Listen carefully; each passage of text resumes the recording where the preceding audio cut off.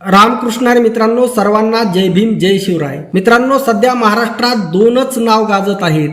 राजकारणात माननीय प्रकाशजी आंबेडकर साहेब व समाजकारणात मनोज जरांगे पाटील.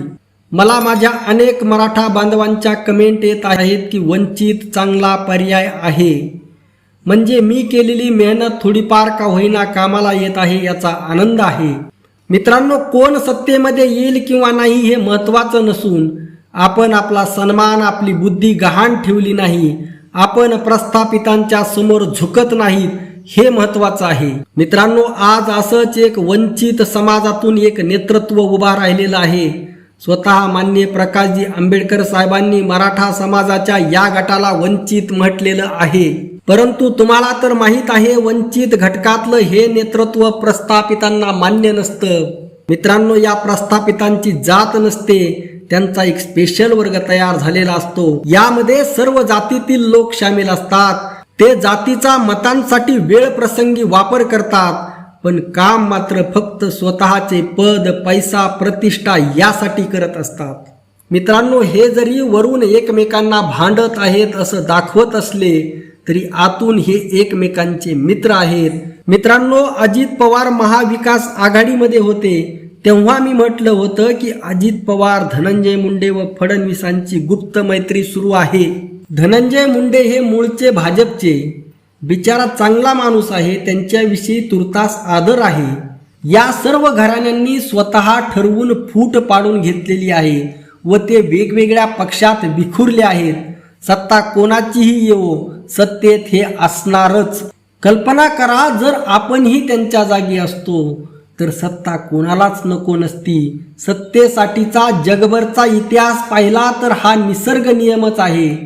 पण यांनी किमान लोकांप्रती इमानदार राहावं, त्यांच्या बेसिक समस्या सोडवाव्यात, किमान लोकांना जगू द्यावं.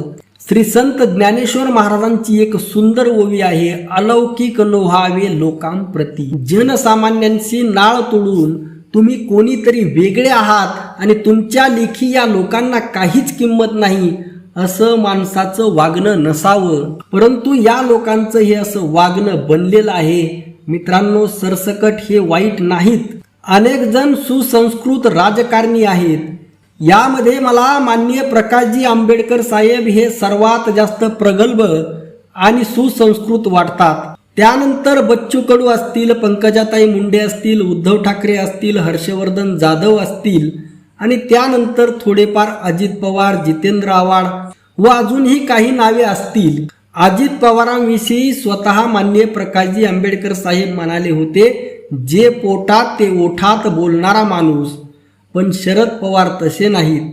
प्युअर प्रस्थापितांचा चेहरा म्हणजे शरद पवार. फुले शाहू आंबेडकर या विचारधारेवर शरद पवारांचं मनापासून प्रेम आहे व हे मी जबाबदारीने बोलत आहे. पण वृत्ती प्रस्थापित आहे व आपला विरोध हा त्या वृत्तीला असतो. त्यामुळेच माननीय प्रकाशजी आंबेडकर साहेब शरद पवारांच्या या वृत्तीला विरोध करतात.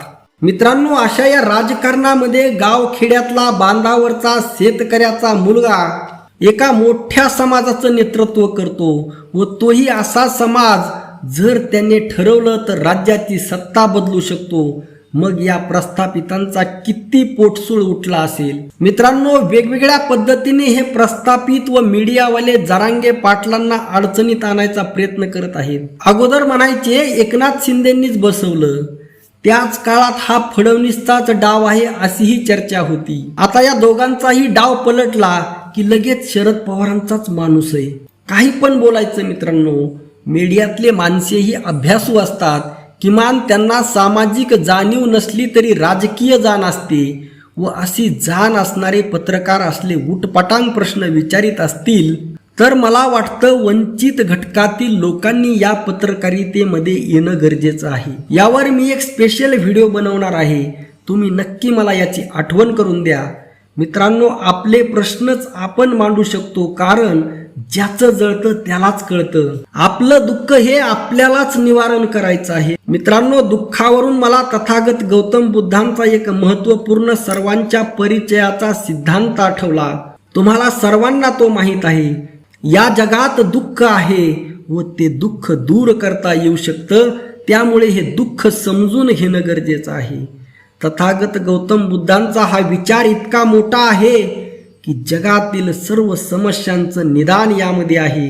आपलं दुःख, आपल्या वेदना ह्या आपल्यालाच कळतात, इतरांना त्या कळणार नाहीत. त्यामुळेच मनोज जरांगे पाटील म्हणत आहेत की या समाजाच्या वेदना आहेत, हे समाजाचं दुःख आहे. मराठा आरक्षणाला विरोध करणारा कोणताच मायकालाल संविधानिक दृष्ट्या मराठा व कुणबी एक नाहीत हे सिद्ध करायला तयार नाही. त्यासाठी दम लागतो, जिगर लागतो. त्यासाठी माणूस सत्याग्रही असावा लागतो. मित्रांनो, या निमित्ताने मला अजून एक गोष्ट नमूद करायची आहे की विश्वरत्न डॉक्टर बाबासाहेब आंबेडकर हे सत्याग्रही होते. सत्याग्रही असणं हे माणूसपणाचं खरं लक्षण आहे. याविषयी सुद्धा मी सविस्तर लवकर बोलणार आहे. मित्रांनो, एक गोष्ट मी प्रामाणिकपणे कबूल करतो की माझं बाबासाहेबांविषयीचं वाचन थोडं कमी आहे. मला बाबासाहेब जे थोडेफार समजले ते संभाजी ब्रिगेडच्या माध्यमातून, पण मी त्यांचा शब्द न शब्द वाचणार आहे वेळ काढून व त्यावर भरपूर बोलणार पण आहे. फक्त आपला असाच उदंड प्रतिसाद राहू द्या एवढीच अपेक्षा आहे. आपण राजकारण करत असताना स्वतःला केवळ वंचितचे मतदार एवढ्यापुरते मर्यादित करून घेऊ नका. तुम्हाला वेळ मिळेल त्या पद्धतीने तुमचे दररोजचे काम करत, व्यवसाय करत, कारण आजच्या स्पर्धेच्या युगात टिकायचं असेल तर अर्थकारण खूप महत्वाचं आहे. अगोदर पोटोबा आणि नंतर विठोबा, पण पोटोबा करताना विठोबा सुद्धा लक्षात ठेवा. अर्थात जेवढं शक्य होईल तेवढं वंचित पक्ष सर्व घटकांपर्यंत घेऊन जाण्यासाठी योगदान द्या. राजकारणात जात धर्म बघणारे काही जण असतात, ते सर्वच पक्षामध्ये असतात. वंचित मध्ये सुद्धा आहेत हे माझ्या लक्षात येत आहे. ते सर्वसामान्य मतदार आहेत, पदाधिकारी नाहीत, पण त्यांच्यामुळे इतर जातीमध्ये गैरसमज निर्माण होऊन त्याचा इफेक्ट मतदानावर होत असतो. मित्रांनो, वास्तविक वंचितवर प्रेम करणाऱ्यांची संख्या महाराष्ट्रामध्ये किमान 1 करोड आहे. जर या प्रत्येकाने 5 माणसे विचाराने परिवर्तित केली, त्यांना आपलंसं केलं, त्यांचं विचार परिवर्तन घडवून आणलं तर ही संख्या 5 कोटी होईल. शेवटी ही विचारांची लढाई आहे. माननीय प्रकाशजी आंबेडकर साहेब काल परवाच म्हटले होते की मला सत्तेपेक्षा हा विचारांचा बदल हवाय.